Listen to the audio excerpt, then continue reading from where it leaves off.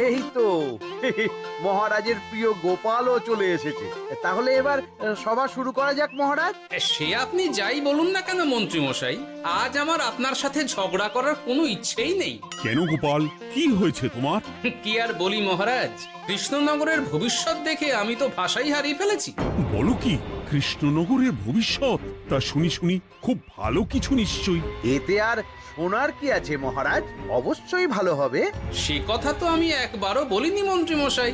আহা গোপাল, ভনিতা না করে বলি ফেলো না দেখি, কি এমন দেখেছো কৃষ্ণনগরের ভবিষ্যৎ? তাহলে শুনুন, কৃষ্ণনগরের ভবিষ্যৎ ঘোর অন্ধকারে, মোটেই ভালো নয়। হ্যাঁ, বলো কি? কৃষ্ণনগরের ভবিষ্যৎ বলতে আমি ছোট ছোট ছেলে মেয়েদের কথাই বলছি।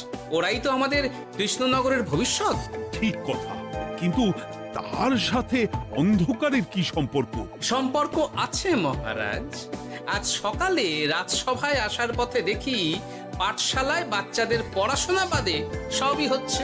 তা এরকম চলতে থাকলে কি করে রাজ্যের ভালো হবে বলুন দেখি? না হওয়ারই বা কি আছে শুনি? পড়াশোনার সাথে রাজ্যের ভালো খারাপের কি আছে?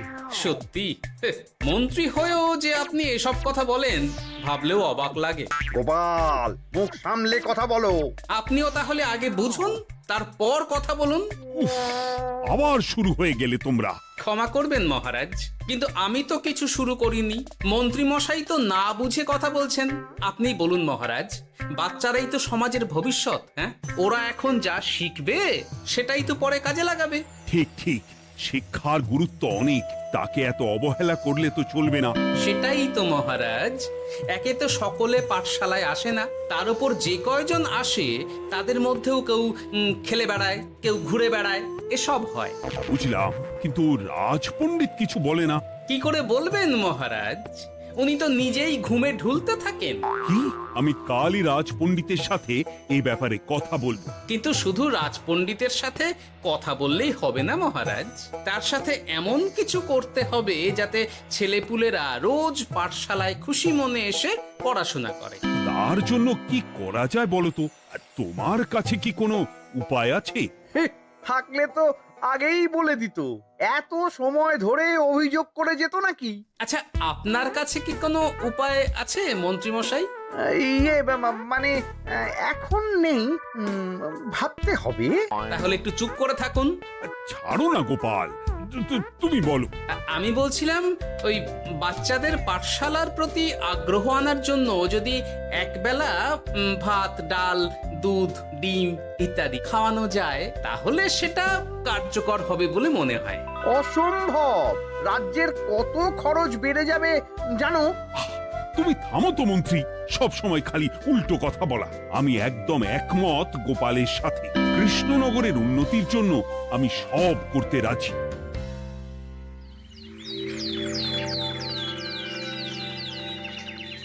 তোমার কিছু বলার আছে পণ্ডিত, পাঠশালার এই অব্যবস্থার ব্যাপারে?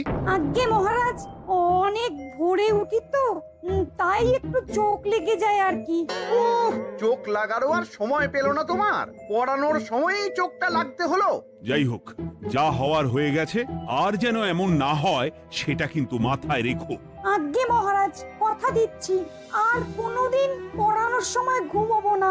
বেশ, আর মন্ত্রী, তোমার ওপর একটা দায়িত্ব আছে। বলুন মহারাজ। তুমি পাঠশালাতে পড়াশোনা শুরু করতে পারবে এমন বয়সী সকল বাচ্চাদের মোট সংখ্যাটা জেনে কোনো দোকানদারের কাছে গিয়ে সেই পরিমাণ শস্যপাতি আর ডিমের বায়না দিয়ে আসবে। আর হ্যাঁ, একজন ভালো রান্নার ঠাকুর জোগাড় করো। যথাজ্ঞা। আরে বাস, এ তো দারুণ সুযোগ।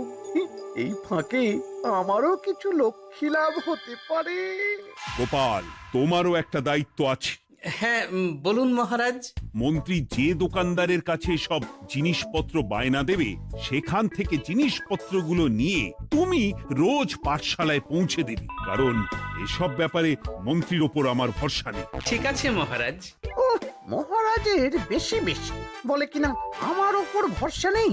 সব জোগাড় করব আমি, আর শেষ বাজিটা মারবে গোপাল।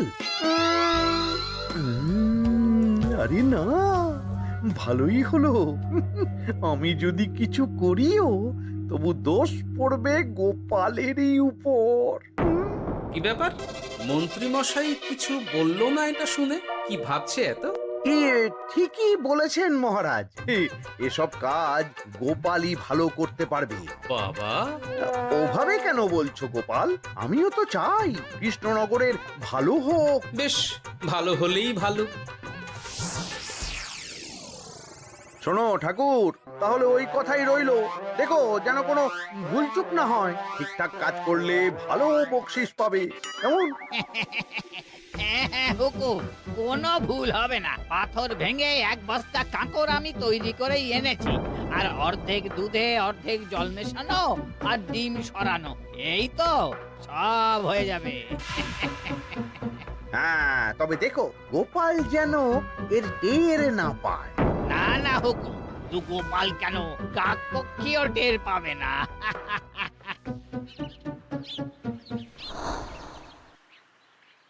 যাক বাবা, এবার শুধু জিনিসের দামটা মহারাজকে বাড়িয়ে বললেই কাজ হাসিল। এদিকে অতিরিক্ত মূল্যটাও আমার হবে, আর বাকি জিনিসগুলো বিক্রি করার পর সেই দামও আমারই হবে।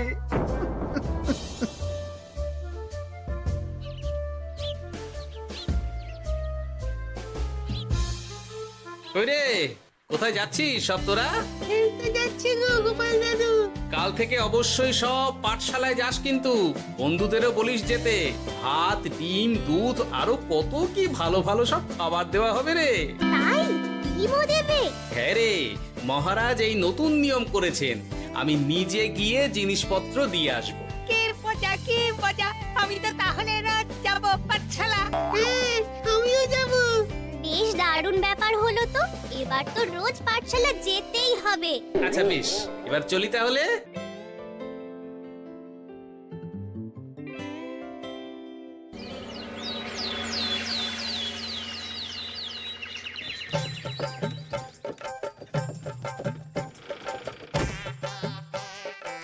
এই নাও গো ঠাকুর, সব জিনিস নিয়ে চলে এসেছি। একবার মিলিয়ে নাও দেখি।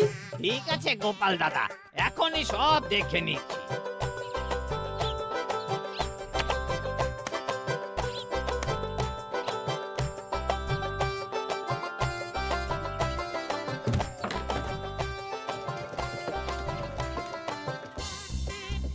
যাক বাবা, গোপাল দাদা গেছে। এবার মন্ত্রী মশাইয়ের কথা মতো সব করলেই কেল্লা ফতে।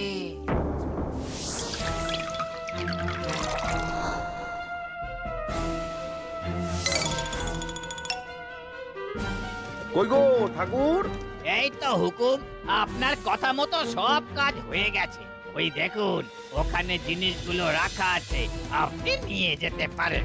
বাবা বাবা, খুব ভালো, খুব ভালো।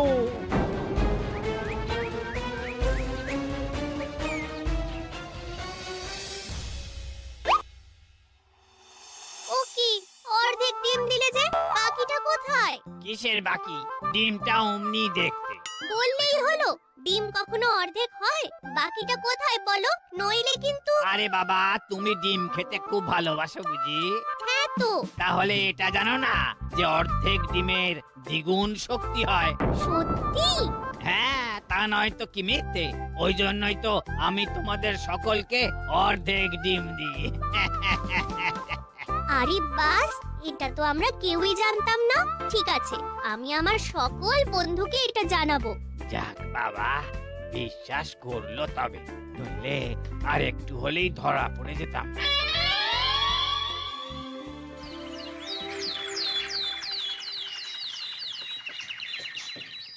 আরে, রান্নার ঠাকুর কারোর সাথে কথা বলছে মনে হচ্ছে। পেছন থেকে দেখে তো মন্ত্রী মশাই বলে মনে হচ্ছে। একটু কাছে গিয়ে দেখি তো কি ব্যাপার।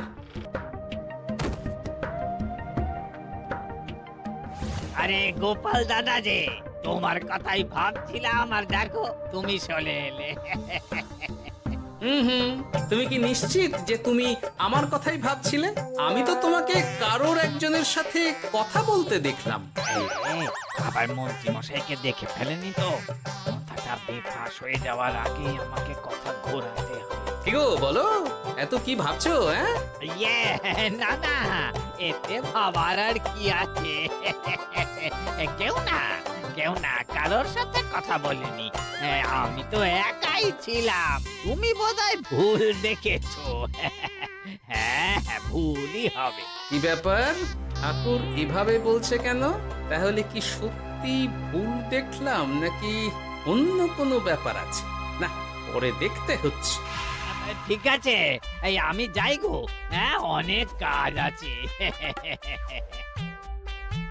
হুম, না না না, ঠাকুর যতই বলুক না কেন কেউ ছিল না সেখানে, তবু মনটা কেমন যেন খটকা লাগছে। যাই হোক, মনে হওয়া নিয়ে তো আর কিছু করা যাবে না। এখন যাই কাজে। তা মন্ত্রী, পাঠশালায় রোজ ভালো মানের আনাজপাতি যাচ্ছে তো? আগে হ্যাঁ মহারাজ, আমি তো ভালো মানেরই সব চাল ডালের বায়না দিয়েছি। কথা মতো তো সেগুলোই পাঠানোর কথা। তবে বাকিটা গোপাল জানে। মানে গোপাল জানে মানে ঠিক কি বলতে চাইছেন আপনি মন্ত্রী মশাই? না মানে জিনিসগুলো সব নিয়ে তো তুমিই যাও, তাই আর কি। সেটাও করতে হচ্ছে, কারণ মহারাজ আপনার উপর ভরসা করতে পারেন না। গোপাল, ঠিক আছে, আমি বুঝতে পেরেছি। মন্ত্রী, সপ্তাহে সপ্তাহে জিনিসের দাম মিটিয়ে দিচ্ছ তো?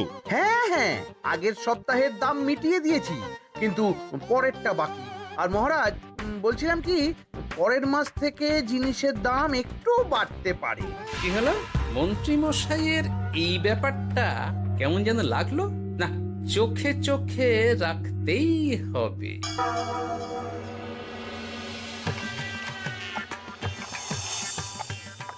কিরে বুটি, তুই অর্ধেক ডিম খেয়ে বাকি অতটা রেখে দিলি কেন? রান্নাটা ভালো হয়নি বুঝি? না গো দিদা, খুব ভালো হয়েছে। আমি তো আসলে এখন এমনই খাচ্ছি। শিখিরি, কেন রে পুটি? তোর তো ডিম খুব প্রিয় ছিল রে। এখনো ভালো লাগে। তাহলে পুরো ডিম খাচ্ছিস না কেন?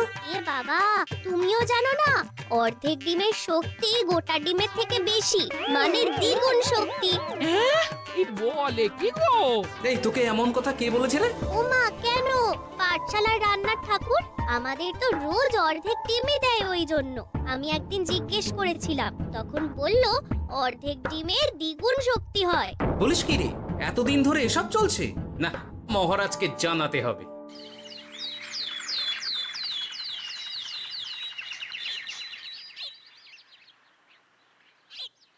আরে গোপাল এত সকাল সকাল রাজবাড়ির দিকে যাচ্ছে কেন? গিয়ে আড়াল থেকে দেখি তো।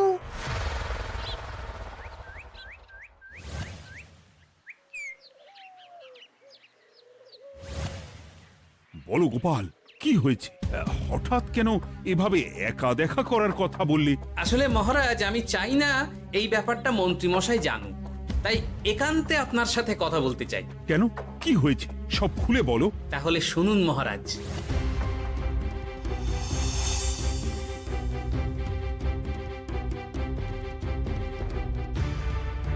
কি সাংঘাতিক ব্যাপার! আমি এখনই ওই রান্নার ঠাকুরকে কারাগারে বন্দি করার আদেশ দিচ্ছি। না না মহারাজ, সেটা ভুলেও করতে যাবেন না।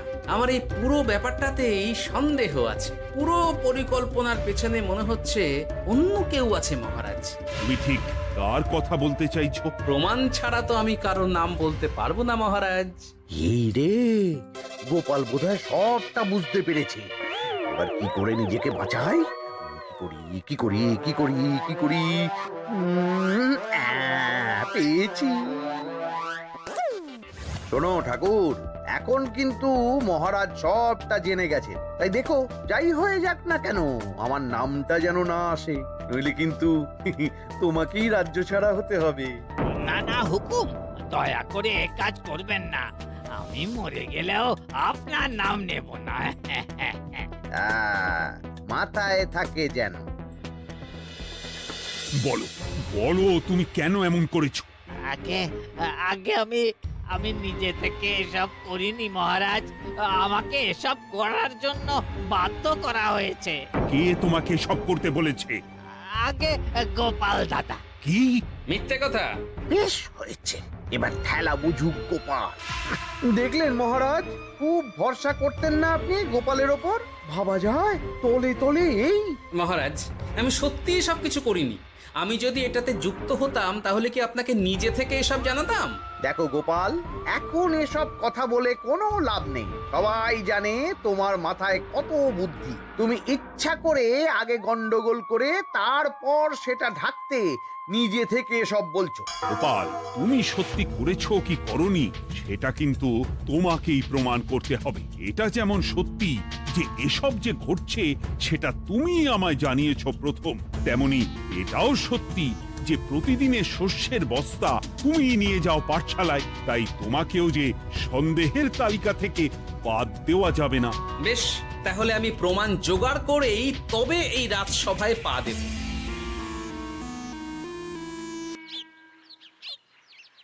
আজকের পরে আমি আরো নিশ্চিত যে এসবের পিছনে মন্ত্রীমশাই যুক্ত আছে। এবার শুধু ওনাকে হাতে নাতে ধরার ব্যবস্থা করতে হবে। ও কি দাদু, তুমি এই সময় বাড়ি ফিরছো? হ্যাঁ রে, তোর দাদুকে আর চোরের অপবাদ দিয়েছে, তাই প্রমাণ জোগাড় না করে আমি রাজসভায় যাব না। কি বললি? তোমাকে কে চোরের অপবাদ দিয়েছে? কে আবার? ওই মন্ত্রী। কিন্তু আমার সন্দেহ হচ্ছে যে আসল চোর ওই মন্ত্রী। বাস, তাহলে আর চিন্তা কি? আমরা আছি তো, মন্ত্রীর ওপর নজর রেখে তোমাকে সব খবর দিয়ে যাব। হ্যাঁ দাদু, আমারও অনেক রাগ হয়েছে। এতদিন মিথ্যে বলে আমাদের অর্ধেক ডিম খাইয়েছে। আমি এটা কিছুতেই মানতে পারছি না। এবার সত্যিটা সবার সামনে আসবেই।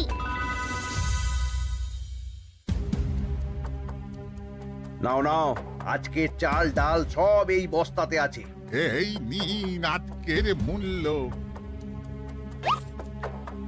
দেখো, অর্থটা কিন্তু বড় কথা নয়। তোমার যে রোজ বিক্রি বাট্টা বেড়ে গেছে, আর তার জন্যই তোমার তো আমাকে মিষ্টি খাওয়ানো উচিত। একদম, আমি কালই আপনাকে মিষ্টি খাওয়াবো, একদম পাকা কথা। তাহলে আজ চলি, কাল দেখা হবে। দেখলি মন্ত্রী মশাই কি বদমাইশ।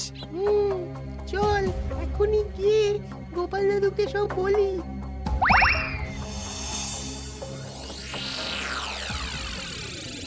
তাহলে এটাই হলো আসল ব্যাপার। খাওয়াচ্ছি ওকে মিষ্টি। হ্যাঁ গোপাল দাদু, একেবারে আচ্ছা করে দাওয়াই দিও। আচ্ছা শোন, আমার মাথায় একটা বুদ্ধি এসেছে বুঝলি। কাল তোরা ওই পাশের গ্রামের দোকানদারকে কিছু একটা করে আটকে রাখ, আর আমি সেই সুযোগে মন্ত্রীর সাথে দেখা করব। আচ্ছা, তুমি কোনো চিন্তা করো না। ঠিক আছে, তোরা এখন যা, আমিও একবার মহারাজের সাথে দেখা করে আসি।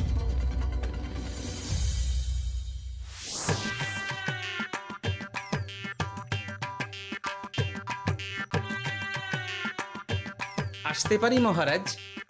আরে গোপাল জি, এসো এসো। মহারাজ, কথা মতো আমি প্রমাণ জোগাড় করে ফেলেছি, কিন্তু সেটা দেখার জন্য আপনাকে কাল আমার সাথে একটা জায়গায় যেতে হবে। বেশ, আমি যাব।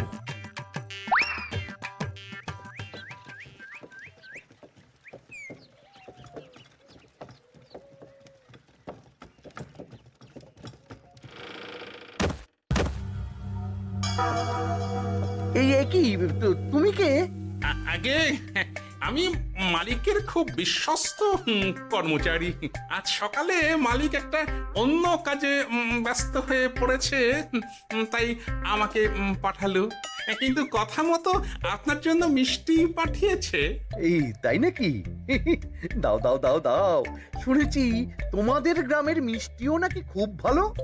হ্যাঁ, ওই আর কি। নিন।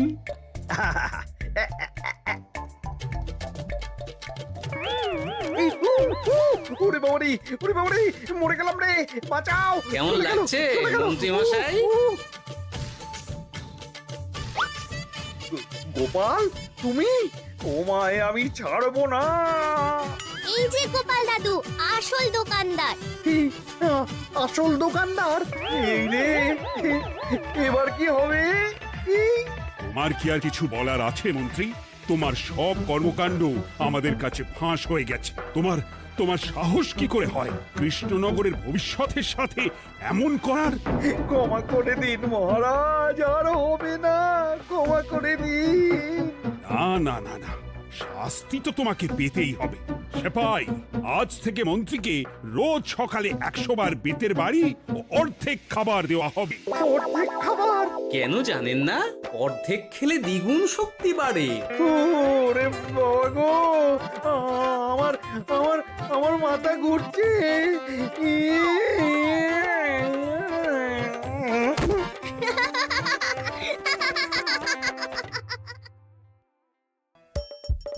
হাসির রাজা, জ্ঞানের রাজা, রসিক রাজা।